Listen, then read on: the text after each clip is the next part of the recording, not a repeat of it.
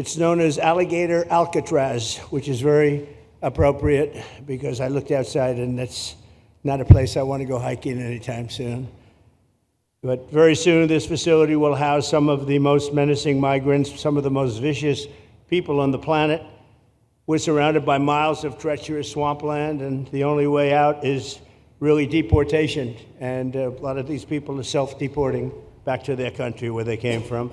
Quite a few. We're amazed at actually the number.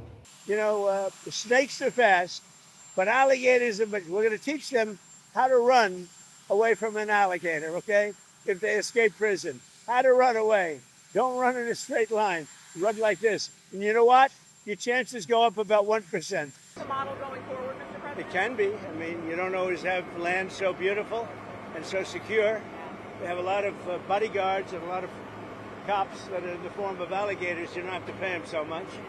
But I wouldn't want to run through the Everglades for long. It will keep people where they're supposed to be. This is a very important thing.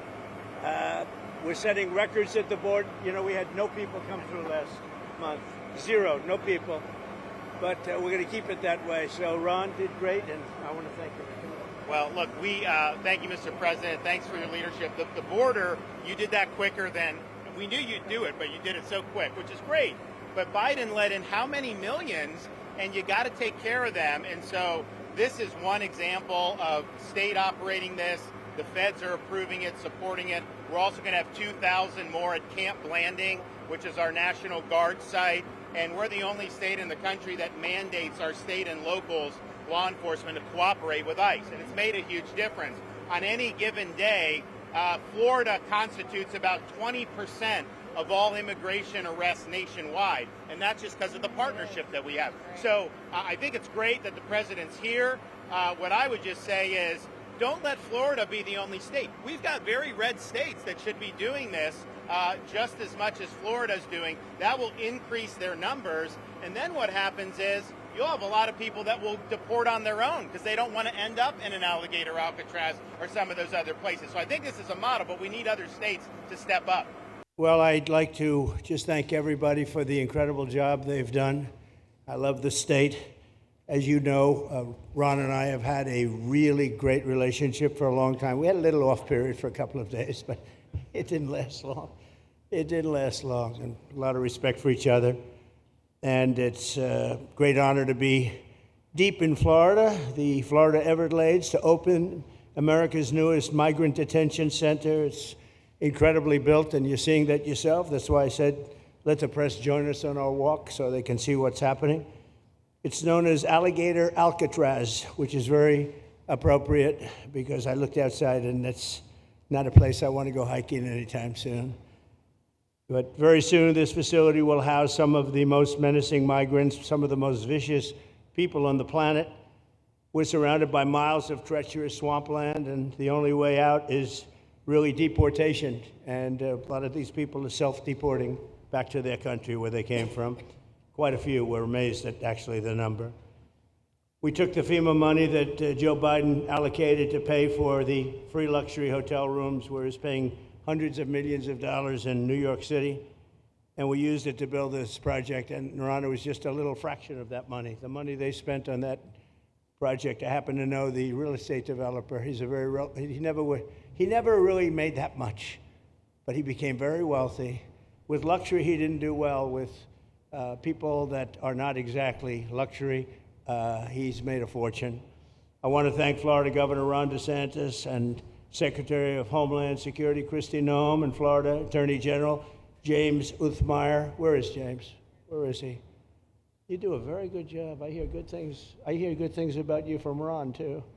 No, you really do. He's even a good-looking guy. That guy's got a future, huh? Good job, James. I hear you did really, really fantastic. Worked hard. You're like in the construction business for a few days, right? Congratulations. For all the hard work and to make this facility possible. It's amazing. Thanks as well to Florida Agricultural Commissioner Wilton Simpson. Where is Wilton? Where are you, Will? Hi, Wilton. Been a long time. Thank you. Congressman Byron Donalds. Where's Byron? Hi, Byron. How are you? Good. Florida Speaker of the House Daniel Perez. Daniel? Daniel, thank you, Daniel. Boy, you didn't want to sit up here with us, Daniel. Executive Director of the Florida Division of Emergency Management, Kevin Guthrie. Hi, Kevin. Good job. Acting Director of ICE, Todd Lyons. Todd, great job. And Senator Joe Gruters. He is a great guy. Where is Joe? We love Joe. Thank you, Mr. President. Thank We you love very you. much. Welcome home. Thank you. Thank you, Joe. Joe is great. With the help of those incredible Border Patrol agents, we now have the lowest level of daily border crossings ever recorded. As you know, last month, the month of May, just got released 2 days ago, the number of illegal aliens into the United States was zero. Zero. Even I find that hard to believe. Somebody must have gotten in, I think. I don't know, but they say zero. And the people that count them are radical left Democrats. So when a radical left Democrat tells me it's zero, I believe him. But there's still much work to do. In the 4 years before I took office, Joe Biden allowed 21 million people, that's a minimum, I think it was much higher than that, illegal aliens to invade our country. He invaded our country just like a military would invade. It's tougher because they don't wear uniforms. You don't know who they are. More than the populations of New York City, Los Angeles, Chicago, Houston, Phoenix, and Philadelphia combined.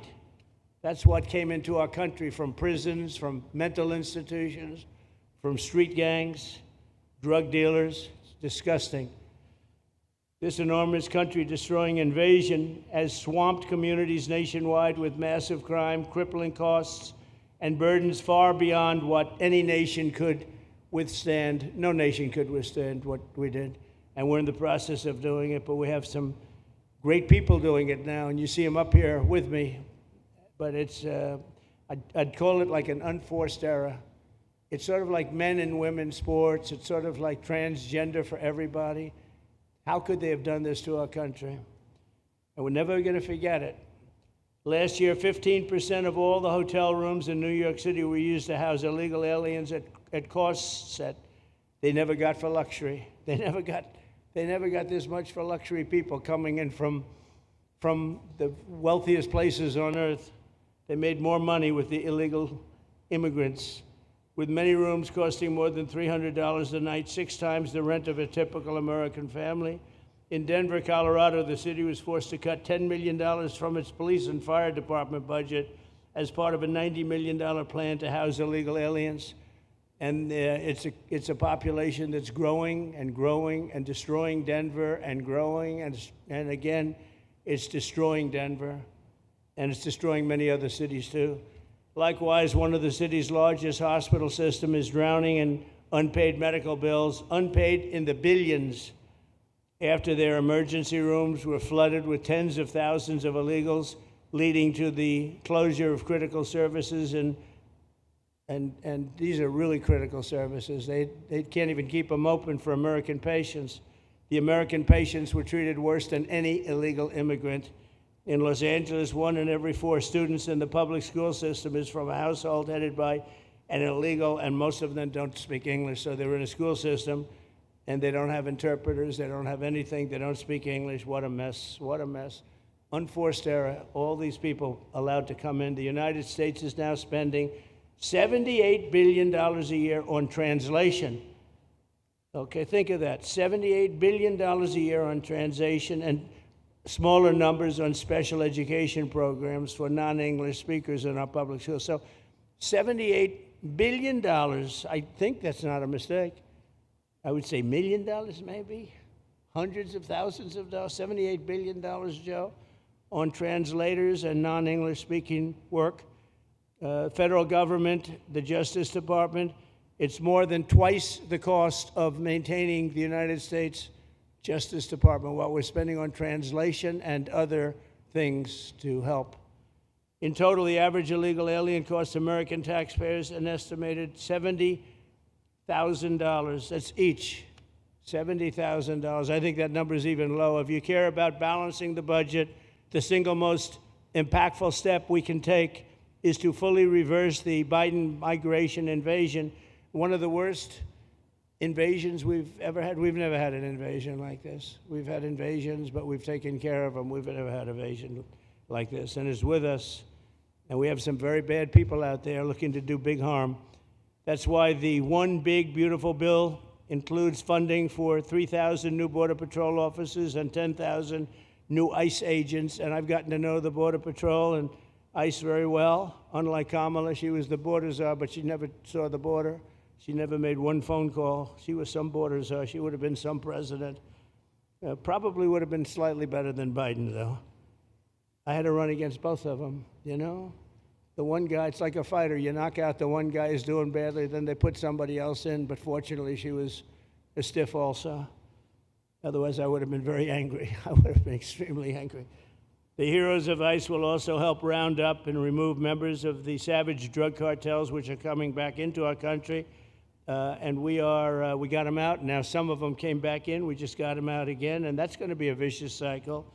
But these are foreign gangs. They're horrendous people, killers, that have infiltrated our territory, including 8 which we have designated as foreign terrorist organizations, which gives us a lot more power for speed and getting them out much easier. And we had a great court victory, as you know, on Friday that allows us to do what we have to do from the Supreme Court of the United States. In 5 months, my administration has already arrested over 2,700 members of the murderous Venezuelan gang known as Tren de Aragua, including a pack of these sadistic animals arrested last month with over 280 guns, and these are guns of the latest caliber. These are guns that were made over the last period of less than a year, getting brand new guns, the latest and the greatest.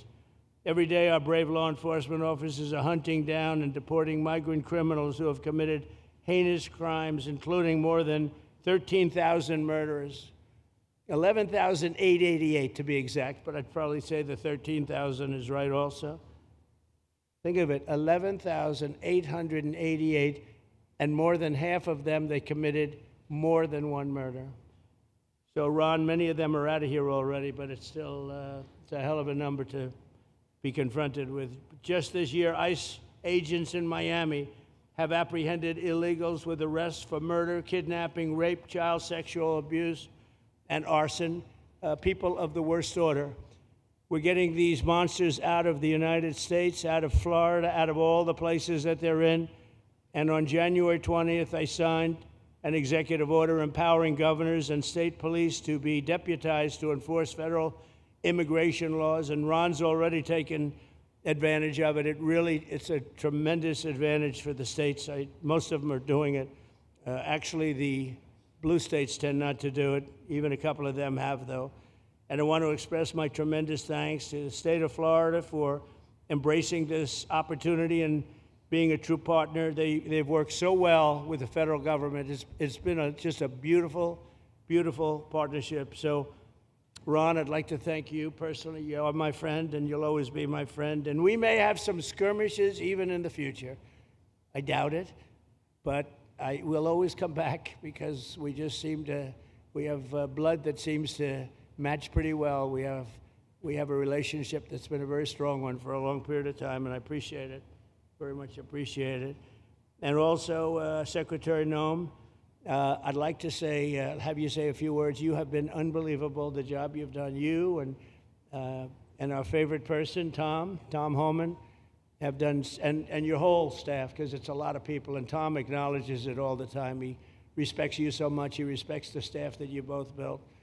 And you're really doing one of the great jobs. And it was great that you could work with Ron in Florida so well. Built such a great facility. So please say a few words. Thank you very much.